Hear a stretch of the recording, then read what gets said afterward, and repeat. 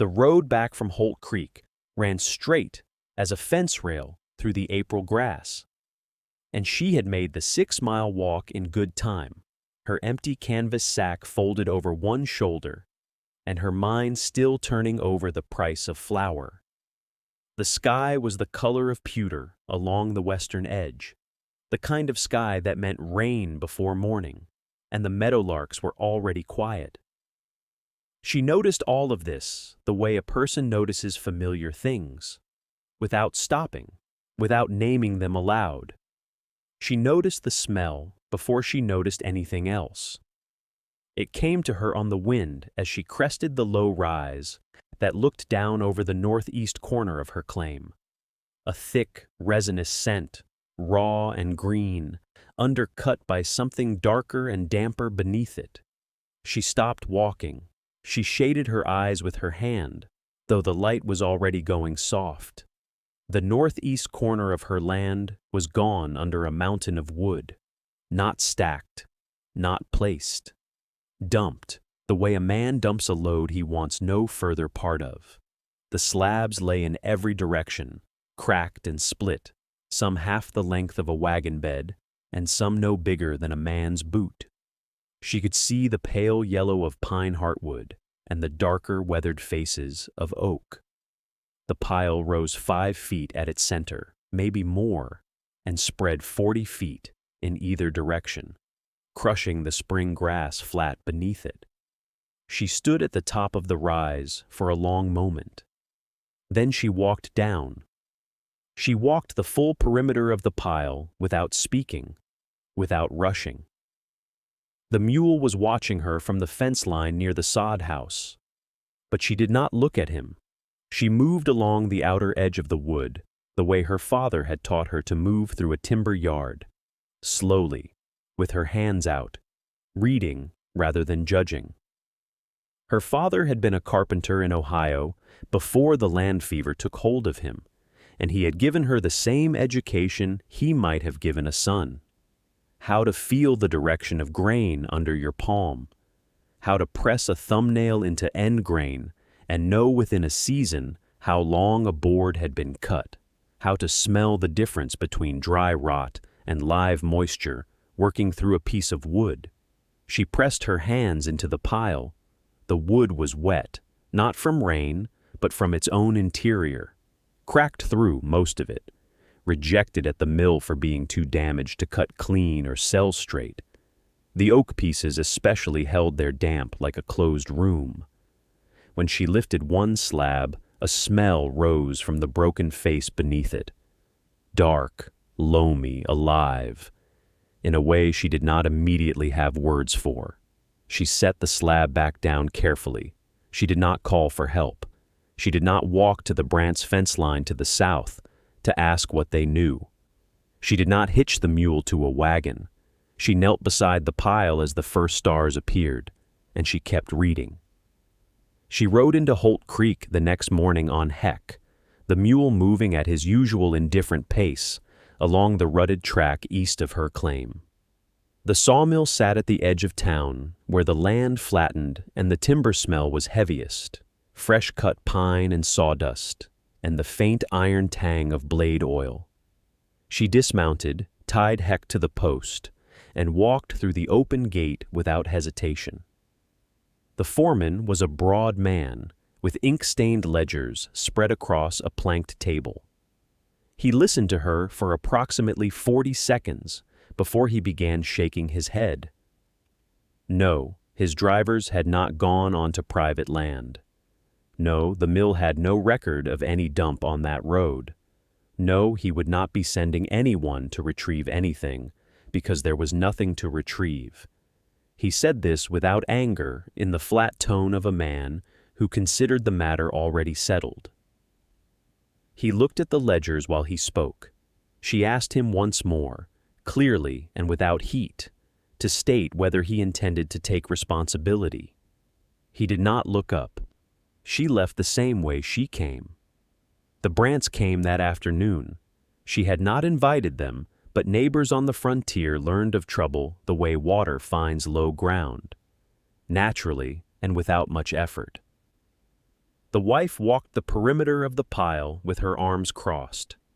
The husband prodded a slab with the toe of his boot, then stepped back as if something might emerge from it.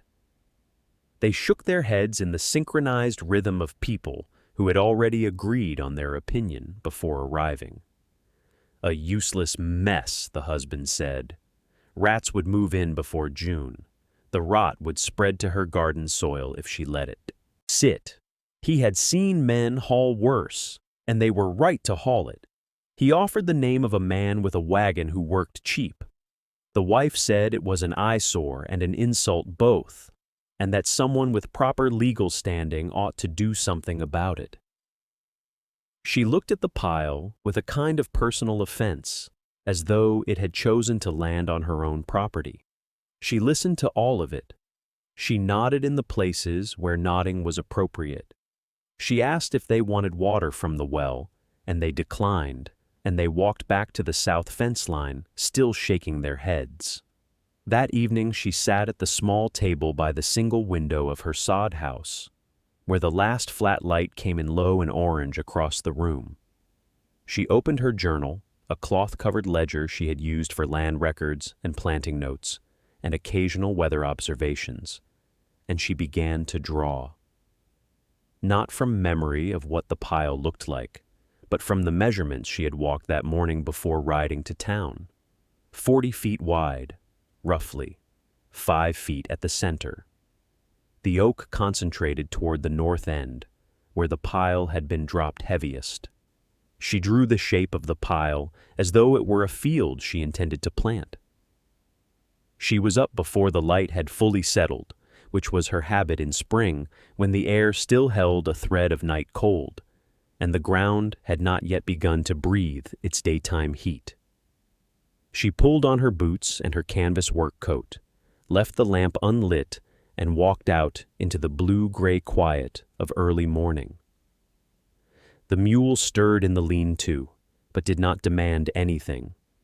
She crossed the yard with purpose, heading north toward the creek.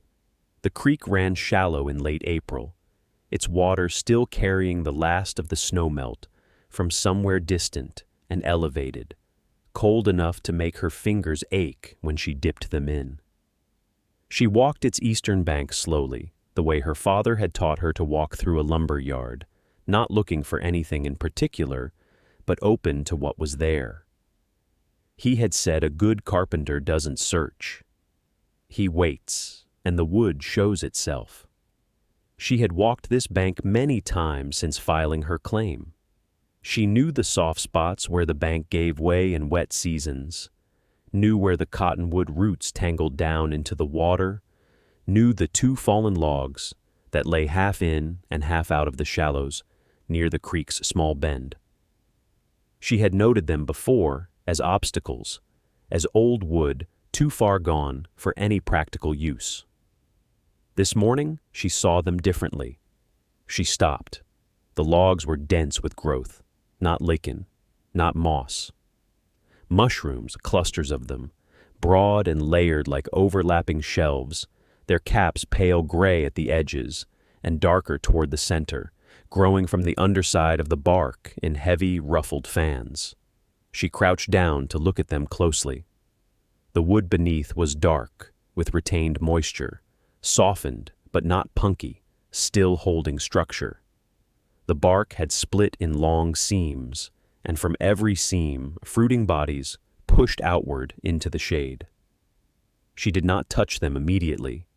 She looked first, the shape of the caps, the way they fanned outward in clusters, from a single point of origin, the pale color, the faint, earthy smell that was clean rather than foul. She had seen this kind before, in the woodlot behind her father's shop, growing from a pile of oak slab cuts left through a wet summer. She had been 12 years old and had brought a handful into the kitchen, and her mother had fried them in a pan with salt, and they had eaten them without occasion or ceremony, as though finding food from wood were ordinary. She picked one cap carefully and pressed it between her fingers. The flesh was dense and yielding, and it smelled of forest shade and something faintly sweet. Then she looked back toward the northeast corner of her property, where 600 cracked and rejected pieces of pine and oak lay in a pile that the Brants had called useless, and the mill foreman had called someone else's problem. She stayed crouched at the creek's edge for a long time, very still, while the morning light came in through the cottonwood branches and laid itself across the water in long, quiet pieces. She stood up slowly, brushing creek mud from her knees, and walked back to the sod house without hurrying. The pamphlet had been in her mind for 3 weeks already. She had noticed it the last time she was in Holt Creek for salt and lamp oil, tucked sideways between 2 seed catalogs on the shelf beside the counter, its cover warped from humidity and its spine soft with age. She had not taken it then. She had looked at it and set it back, the way a person sets down something they are not yet sure they have the right to want. That afternoon she hitched Heck to the small flatbed wagon and drove the 6 miles into town. The mercantile smelled of dried beans and turpentine, and the particular dusty sweetness of grain sacks stacked along a wooden floor.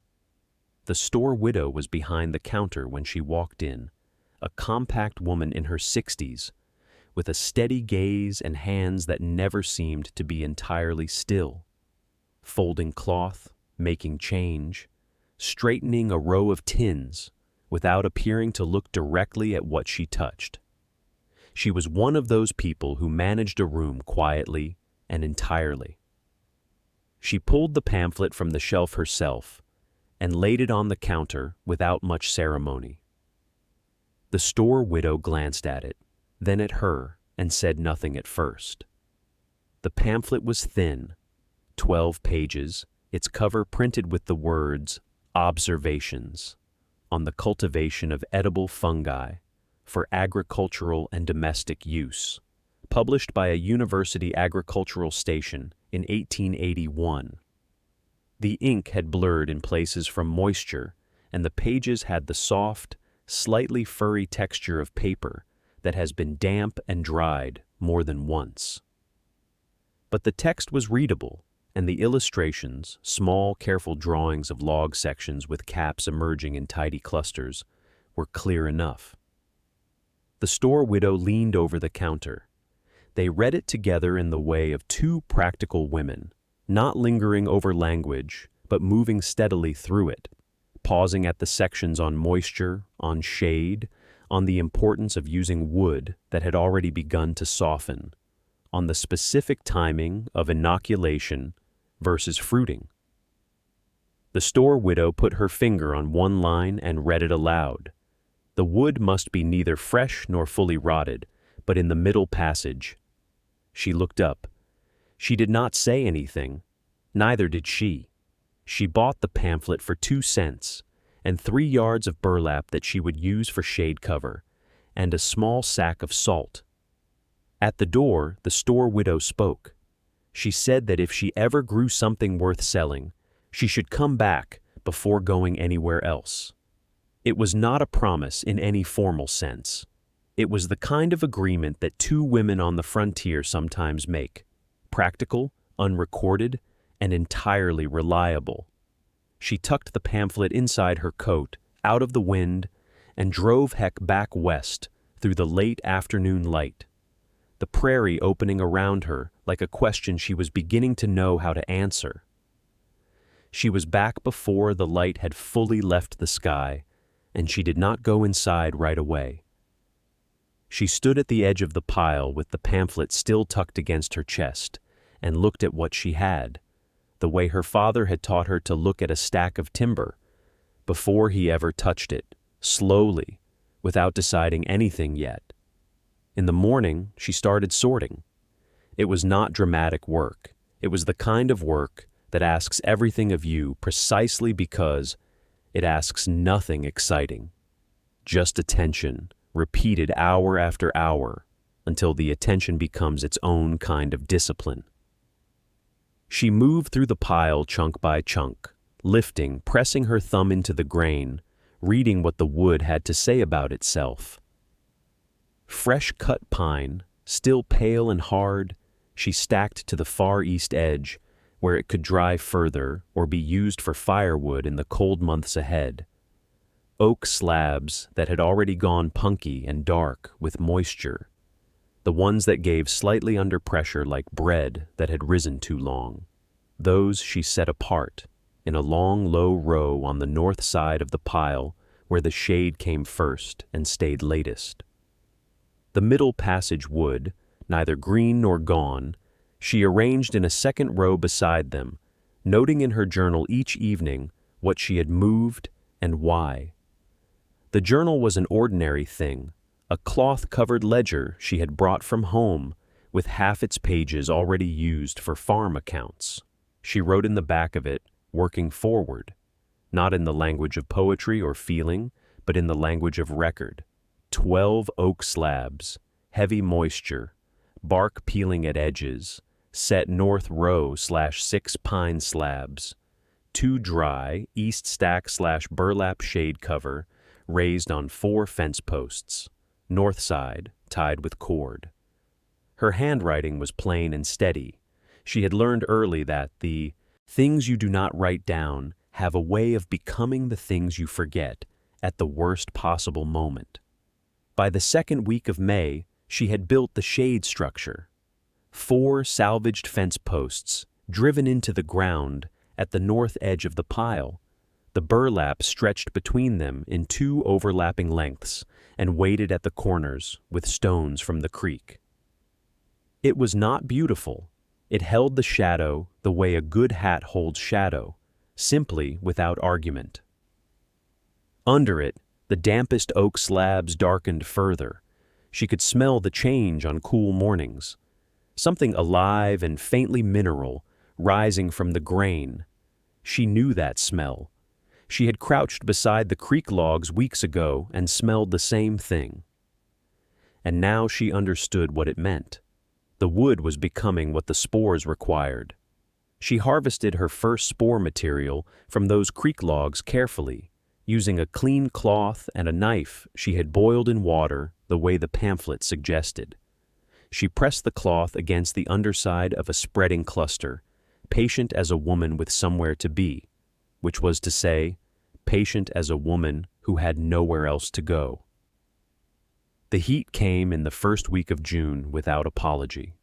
It arrived the way serious weather always arrives on the Nebraska plain, not as a single day, but as a decision, a settling of hot air over the land that made clear it intended to stay.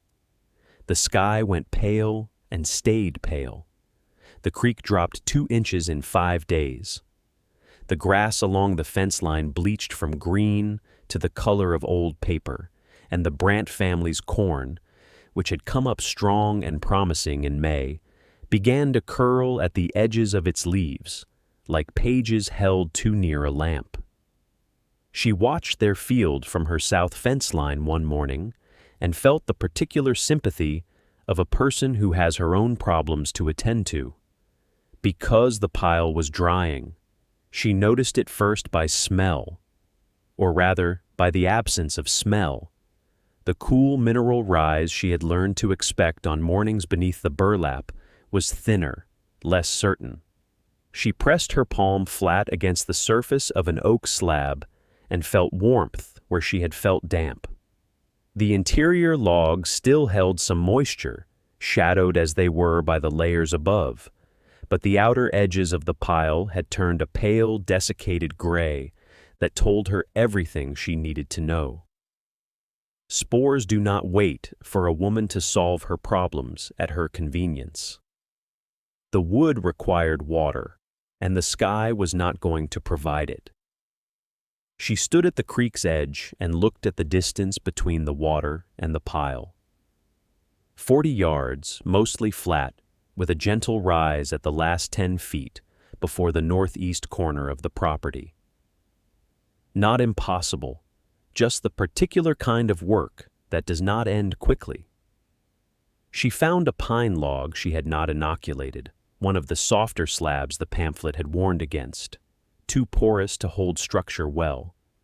and she split it lengthwise with the hatchet, working carefully along the grain the way her father had taught her. Read the wood first, then ask it to cooperate. The two halves, hollowed further with the draw knife, made a rough trough, perhaps 6 feet long. She sealed the joints with creek clay packed in with her fingers and left to cure overnight in the shade. She built it in sections, 2 troughs, then 3, laid end to end on a shallow grade she leveled by eye, feeding from a narrow inlet she cut into the creek bank with a flat stone. The water moved slowly through it, not rushing, just traveling, the way water does when it is given a reasonable direction and not hurried. On the worst days, when the sun hit at an angle that stole the trough's output before it reached the pile, she carried water by hand, a bucket in each hand, 12 trips, sometimes 15. The sod house was cool at midday, and she did not go inside. There was no sense in rest that the pile could not afford. The shaded interior held. The days in June had a particular kind of silence to them. Not quiet exactly, but focused, the way a held breath is focused. She worked the troughs in the mornings and checked the pile in the evenings, and in between she tended the kitchen garden and hauled water, and did the 1,000 small things a homestead demands, whether you are watching a pile of wood or not. The mule was patient. The creek ran low, but did not stop. She had begun to mark the slabs, not with paint or chalk. She had neither to spare, but with small notches cut into the ends of the log she had inoculated most carefully, the ones she believed held the best chance. 3 notches meant she had packed the spawn deep. 2 meant she had worked it into a crack that already showed signs of something living. 1 notch meant she was uncertain and watching. She kept the count in her head and in the journal, a column of numbers and observations that would have meant nothing to anyone else. By the last week of June, the pile smelled different. She noticed it one morning when she came around the northeast corner of the sod house, and the wind shifted, something low and earth-weighted, not unpleasant, like turned soil after rain, but older. She stood still and breathed it twice before she moved closer. The smell was in the wood. She knew what it meant, or thought she did, but she did not let herself be certain yet. Certainty was something she allowed only after evidence, not before. It was the second morning of July when she saw them. 3 oak slabs near the center of the shaded rows, the ones she had notched twice, the ones with the deeper cracks, had pushed something pale through their surfaces. She almost walked past them in the gray early light. Then she stopped. They were ear-shaped and soft-looking, layered one against another like pages in a book that had been pressed shut and was now opening. Oyster mushrooms. 4 clusters on 3 slabs, each one small enough to fit in her palm, the color of old cream, the edges slightly ruffled. She crouched down and looked at them for a long moment without touching them. Then she picked up the smallest cluster with both hands, careful not to pull but to twist the way the pamphlet had described, and she brought it to her nose. Cool and clean, faintly sweet under the earthen smell. She harvested the 4 clusters at dawn, each one twisted free with steady hands, laid on a square of clean cloth she had brought from the house. Inside, she set them on the kitchen scale, just under a half-pound. She tasted one, raw, thin, with a mild flavor that finished like rain on dry grass. It was good. It was actually good. She opened the journal, dipped the pen, and wrote 1 line. It works. Then she closed the journal and went back outside. The pile was waiting. The light was coming up fast, and there was still the morning water to run. The half-pound became a pound. The pound became 3. July came in hot and dry across the Nebraska plain, the kind of heat that cracked the garden soil and sent the mule standing motionless in whatever shadow the fence post could throw. But inside the pile, where the slabs lay stacked close and the shade cloth held the worst of the afternoon sun back, the temperature stayed cooler than the air. She checked it with her hand each morning, pressing a palm flat against the wood, the way her father had pressed his palm to green lumber to judge how much drying was left. The pile had its own weather inside. She had learned to read it. By the second week of July, 7 slabs were producing. By the third, 11. She harvested every 2 to 3 days, working from the outer edges inward, crouching low and moving slowly, the cloth square folded over one arm. The clusters came off with the same small resistance each time, a slight twist, a soft give, and she laid each one down without stacking, keeping the caps whole. She had learned that bruising turned them dark, and the store widow had said nothing yet about buying, but she already knew presentation would matter. It always mattered. The hen of the woods came later. She had been watching the wooded creek bend since June, checking every few days after her morning water run, looking for the dark ruffled brackets that grew in overlapping waves from the base of the older oaks. She found a good stand in late July, 3 clusters spreading from one root, each layer brown and feathered at the edge.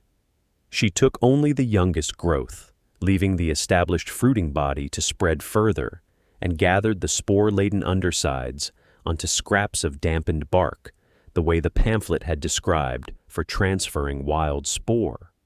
It was less certain than the oyster work. The pamphlet had said so plainly, and her own watching confirmed it. Wild spore was a question, not a promise. She introduced it to the larger pine chunks at the shaded center of the pile, pressing the bark scraps against split surfaces and packing damp oak chips around the contact points. Then she waited. She was getting better at waiting. The root cellar became a second workspace through August.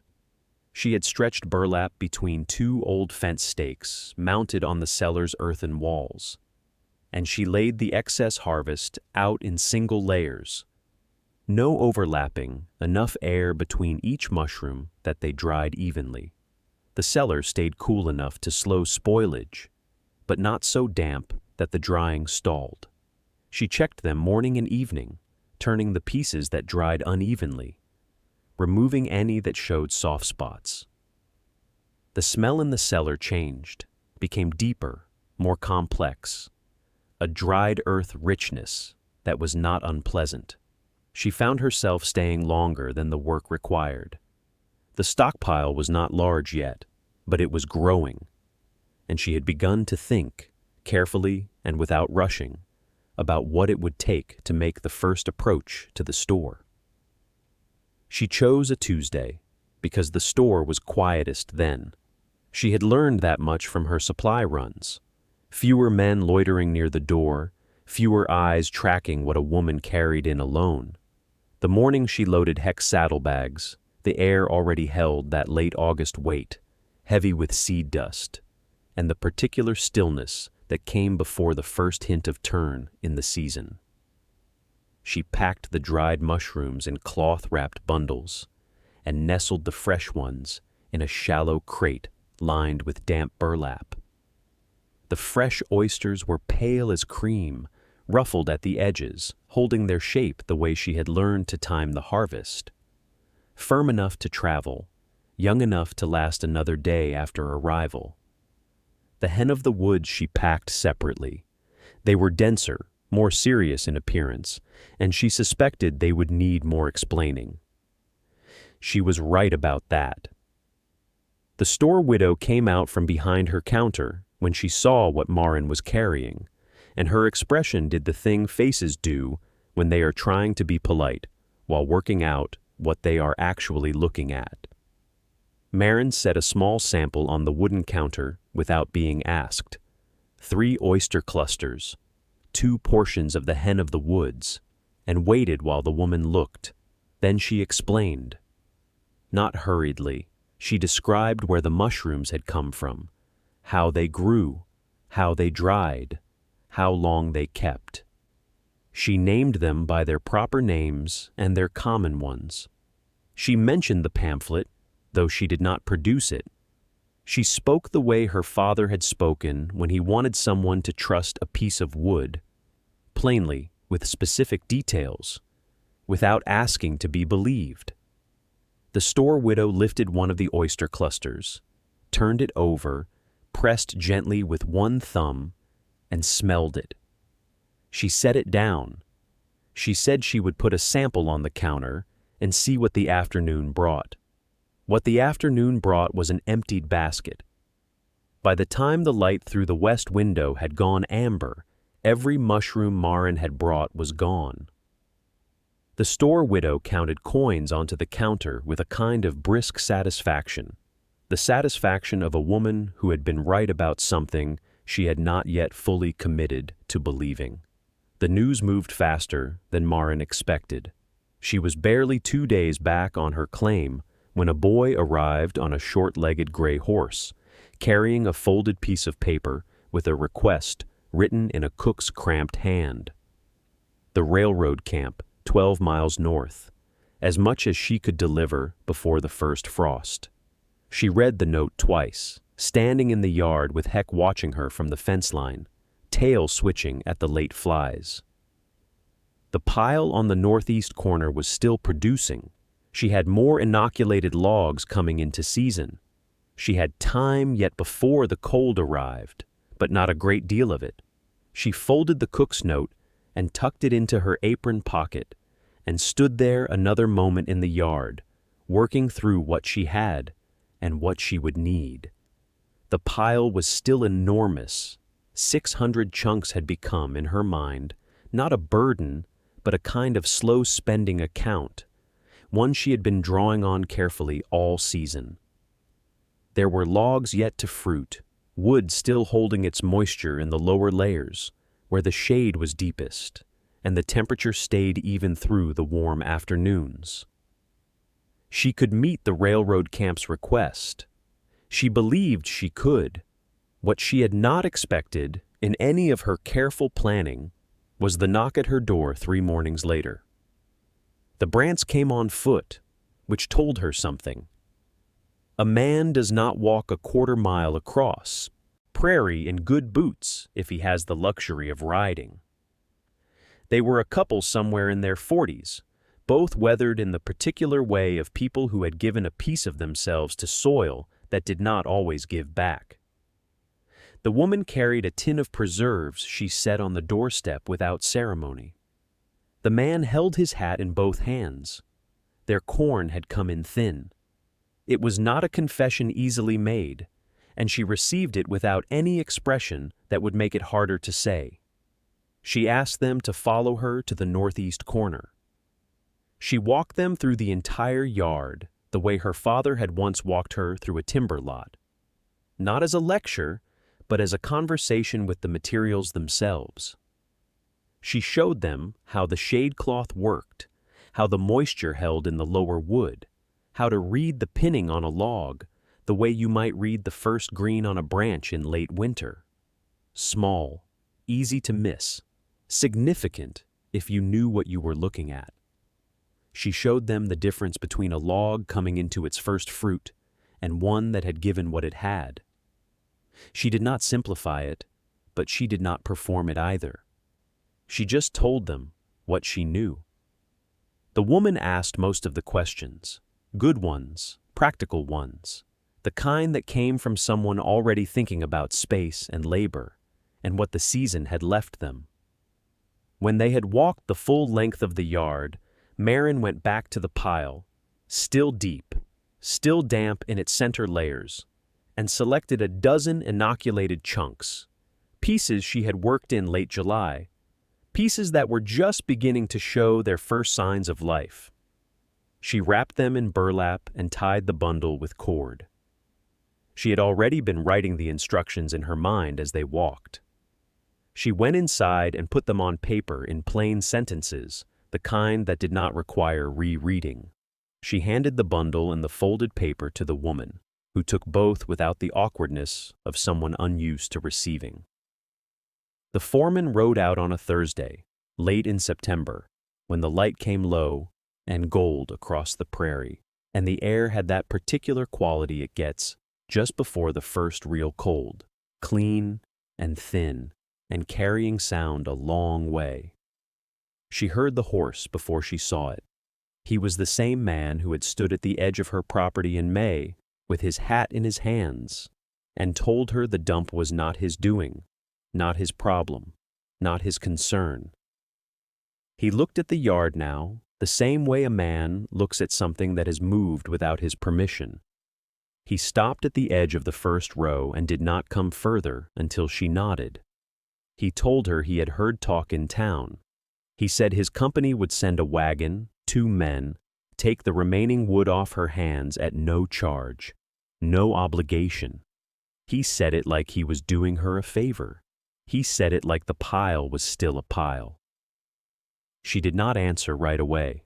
She walked him down the first row, the one nearest the creek, where the oak slabs had been fruiting since August and were now on their 3rd flush.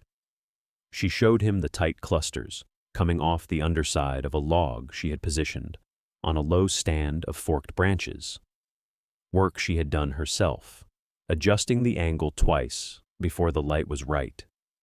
She showed him the drying racks she had built into the root cellar, long cedar laths suspended by wire, each one holding mushrooms she had sliced even and spread to dry in the dark, cool air. She showed him the ledger, not every number, but enough. 2 buyers' names, regular orders marked in her own hand, a column of figures that meant the land was feeding itself. She told him she would not be needing the wagon. She did not say it with heat. She said it the way she said most things, straight, without performance, as if the answer were simply the accurate one. She said the wood was working. She said she had plans for what remained. He looked at the rows for a long moment. The afternoon light moved across the log slowly, the way it does when the sun is getting low and the shadows are lengthening in that steady, almost meditative way of an autumn evening on flat ground. He put his hat back on his head. He did not say thank you, and he did not apologize. He walked back to his horse, mounted, and rode east without turning. She watched him until the sound of the horse faded into the grass. Then she turned back to the yard. There was harvesting still to do before the light failed, and she knew exactly which logs were ready. She picked up her basket and went back to work. The county seat was 18 miles south, and she left before first light. The mule moved at its own pace through the cooling dark, and she led it.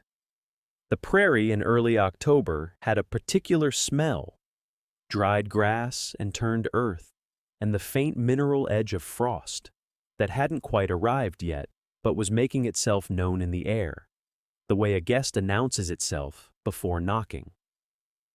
She sat straight on the wagon bench, with her hands easy on the reins, and watched the sky go from black to gray to the pale, washed blue of a clear autumn morning. The clerk's office opened at 8. She was there at 1:30, with her papers folded inside the cover of the agricultural pamphlet she had carried since spring. Worn soft at the edges now, the pages marked in her own pencil where the words had mattered most. She set the papers on the counter and explained what she had. The clerk, a young man with careful handwriting, looked at her documents for a longer moment than she expected. He asked her to repeat the enterprise classification. She said it again: mushroom cultivation yard, producing, 160-acre claim, northeast corner, established April 1887, currently supplying 2 commercial buyers with regular orders. He wrote it into the ledger in his careful hand. She watched the ink settle into the page. She signed where he indicated. He stamped it. He handed her a receipt, and she folded it precisely and placed it inside the pamphlet. She was back on the road north before noon. The light changed all afternoon the way it does in October on flat ground, moving long and golden across the grass, making ordinary things look considered, deliberate, as if the land itself were deciding what to keep and what to let go. She passed the Brant place without stopping. She crossed the creek where the cottonwoods had gone yellow, their leaves turning in the slow air. She could smell the water and the dark earth along the bank, and underneath it, faintly, the particular smell she had learned to know this season, the clean, deep smell of wood doing its quiet work. She came around the north edge of her claim as the sun was getting low. The pile was still there. Of course it was. 600 chunks of cracked pine and oak, 40 feet wide and 5 feet tall at the center, sitting on the northeast corner of 160 acres that belonged to her alone. Except it was not just a pile anymore, and had not been for months. The logs lay in their rows, dark and damp and patient, doing what she had asked them to do. She did not stop the wagon. She looked at the long shape of it against the evening light, and felt something settle in her chest that had no exact word, not pride, not relief, but the particular quiet of a woman who had looked at what everyone else saw and simply seen more clearly. She drove the mule home. There was work in the morning.